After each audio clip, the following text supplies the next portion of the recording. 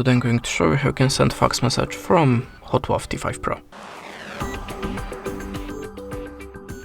So in the first step, open the Play Store, tap on the search bar and look for the fax app. Choose EasyFax, install it and open.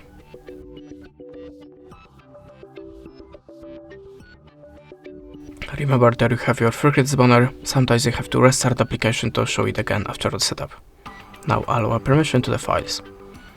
Click on the plus and choose Start Server document. I'm gonna pick the photo.